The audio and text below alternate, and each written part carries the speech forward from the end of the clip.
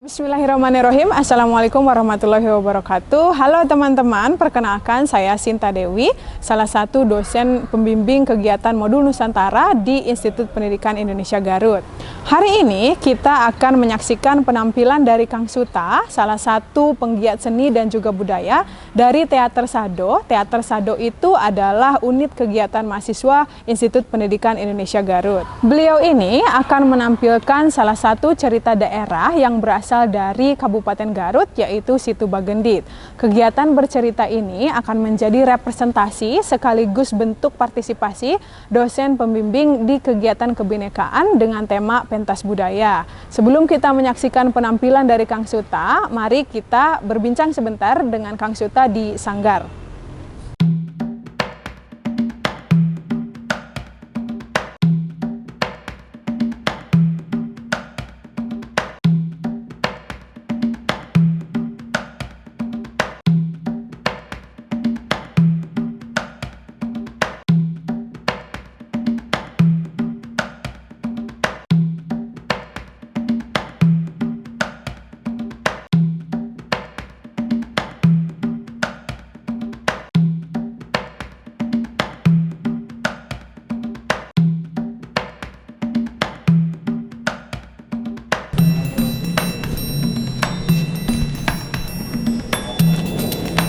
Oke, nah teman-teman, sekarang kita sudah ketemu sama Kang Suta.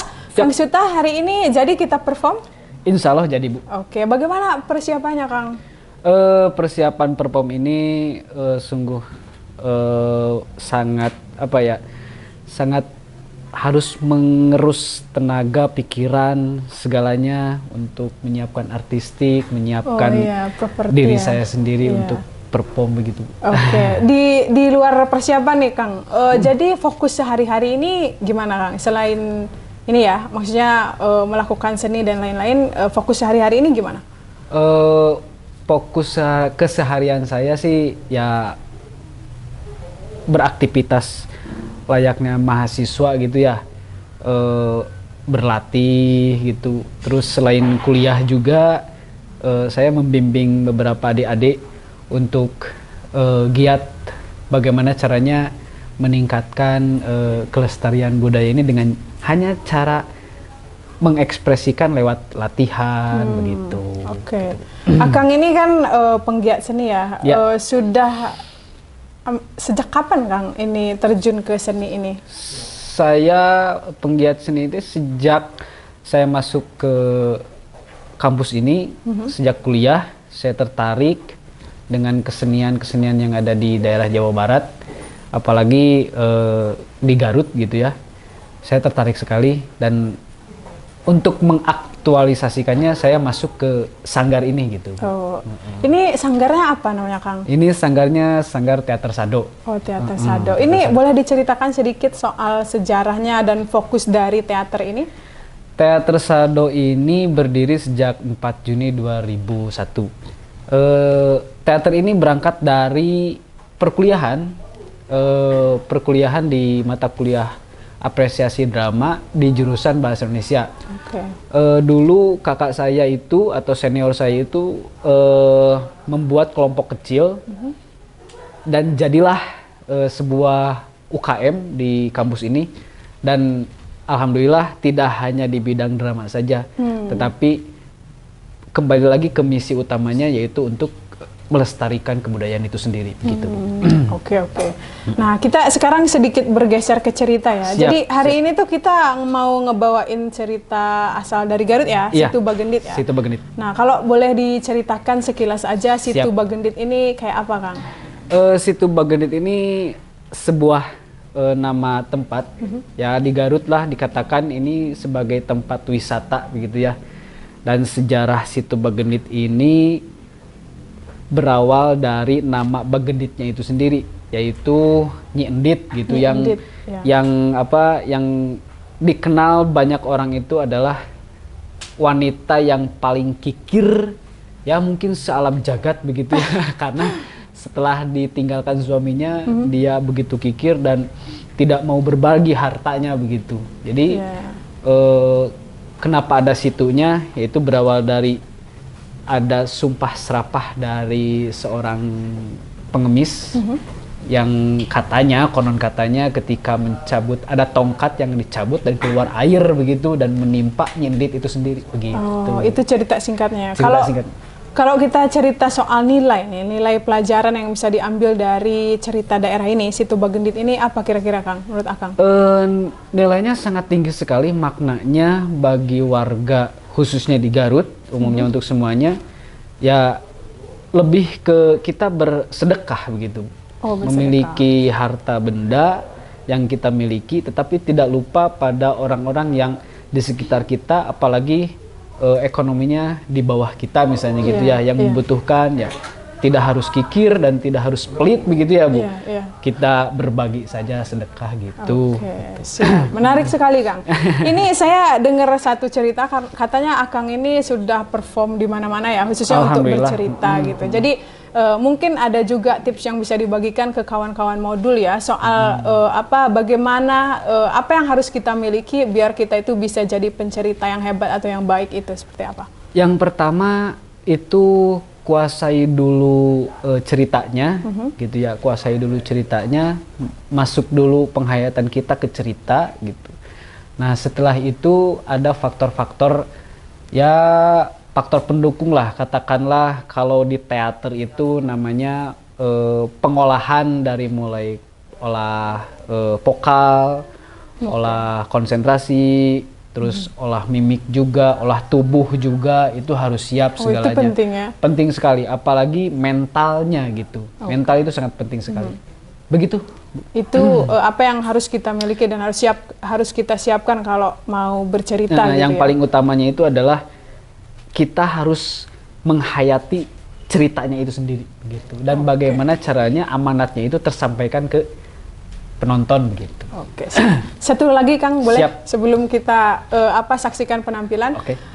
Jadi yang menjadi kenapa melestarikan cerita daerah itu penting menurut Akang gimana? Jadi kenapa kita tuh harus melestarikan cerita daerah gitu Kang?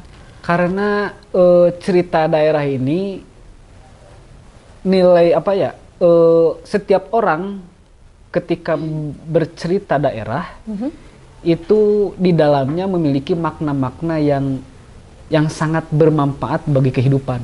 Kenapa harus dilestarikan? Karena positif di dalamnya. Sebagai yang mungkin itu adalah amanat atau pengingat bagi masyarakat, apalagi pengingat atau amanat bagi kaum-kaum muda, anak kecil. Anak kecil itu biasanya kalau cerita rakyat itu disebutnya adalah dongeng begitu. Ya kalau kata Sunda mah ada akronimnya atau ada singkatannya Bu. Dongeng itu ngabobodo anak yang cengeng gitu. Biar diem ya. Oke. Gitu. Iya. Oke, kayaknya itu dia teman-teman bincang-bincang dengan Kang Suta. Sekarang sudah siap Kang untuk perform? Insya Allah perform. Mungkin saya siap-siap dulu sebentar buat make up dulu dan sebagainya. Gitu.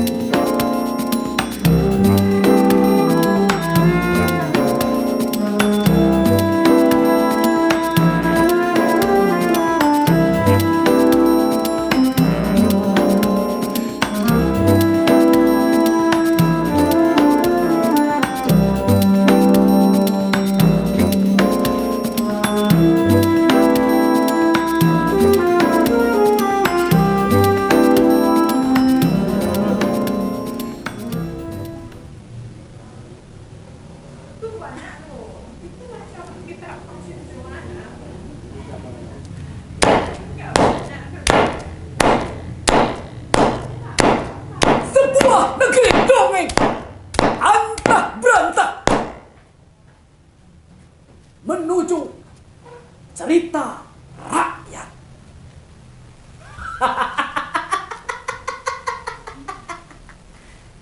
Kala itu di sebuah negeri dongeng antah berantah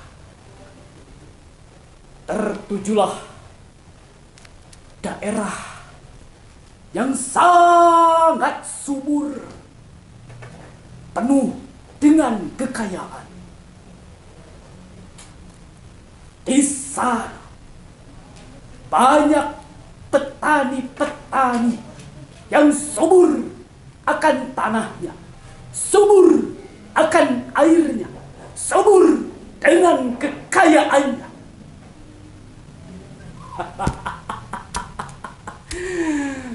Jalan terus melaju dari waktu ke waktu. Setelah suaminya meninggal, Nyi Endit, dia merupakan sebuah manusia yang entah dari mana asal. Ketika ditinggal suami, Nyi Endit berubah menjadi kikir.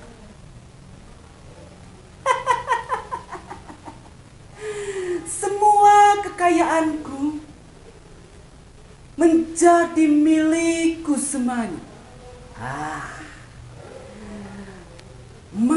Emas di mana-mana, tanah di mana-mana, subur semuanya menjadi milikku seorang.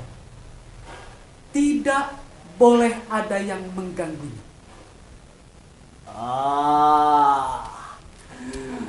Ternyata wanita itu sangat kikir. Para petani semua dilanda kemusibahan. Miskin, rendah, diinjak, dihianati. Tertujulah, terpakulah pada si pengemis tua yang datang meminta-minta beras.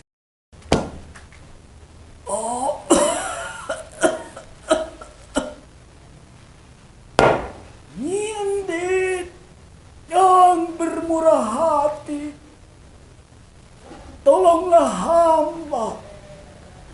Hamba sudah tidak punya beras, Nyi.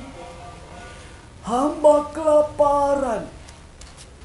Seketika Nyi Endit berubah wujudnya menjadi kikir.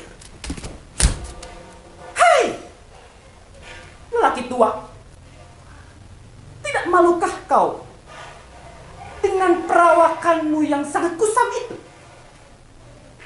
Bekerjalah kau. Kau itu laki-laki. Kau itu masih memiliki tenaga yang sangat kuat.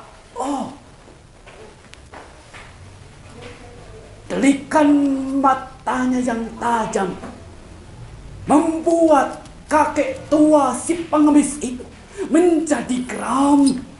Hei Nyi Endit, sungguh terkutuk kau.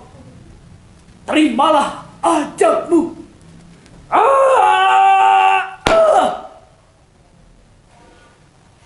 Tongkat pengemis tertancap pada tanah yang kering.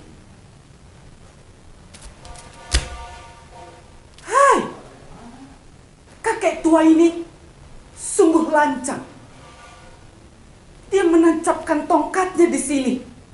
Hai kakek tua, ambil tongkatnya. Ambil sendiri kalau bisa.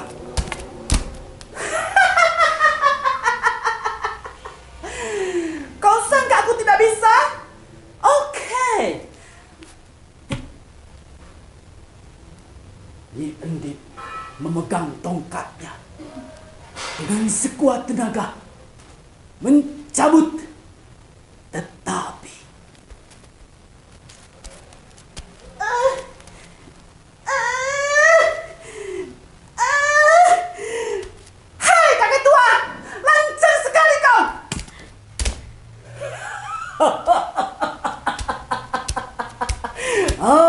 sangat girang melihat Indit tidak bisa mengambil tongkatnya.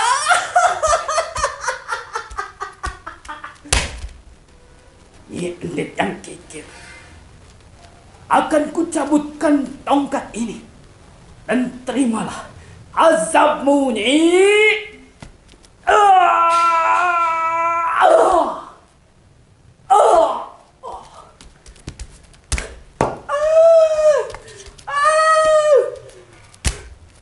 Nyi Endit kalang kabut, tidak tahu kemana, lari ke sana, lari ke sini, mukanya sangat gelisah. Air, di mana-mana banyak air. Air muncul dari tanah, terus, banjir,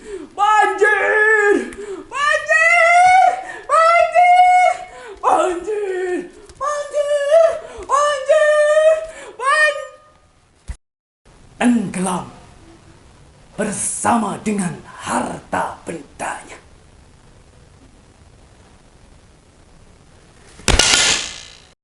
Oke teman-teman, sudah kita saksikan bersama-sama penampilan yang sangat memukau, penampilan yang sangat ekspresif dan juga amazing ya, dari Kang Suta yang sudah menceritakan salah satu cerita daerah dari Garut, yaitu Situ Bagendit.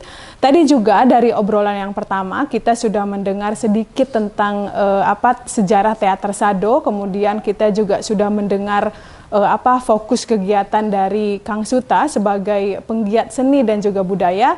Dan juga kita sudah diceritakan tentang apa yang harus kita miliki jika kita ingin menjadi pencerita yang baik. Oke, teman-teman, bercerita itu menurut saya adalah salah satu yang tidak bisa dipisahkan dari hidup kita. Ada satu waktu dalam hidup di mana kita perlu menceritakan dan juga mensuarakan tidak hanya kisah hidup dan juga perjalanan, dengan harapan semua itu bisa menjadi nilai inspirasi dan juga pembelajaran tidak hanya bagi diri kita tetapi juga bagi orang lain. Dengan itu sebagai penutup teman-teman, mari kita suarakan, mari kita ceritakan, mari kita lestarikan budaya kita, budaya Indonesia, budaya yang kaya dan juga luhur ini bersama-sama. Akhir kata, Assalamualaikum warahmatullahi wabarakatuh. Terima kasih.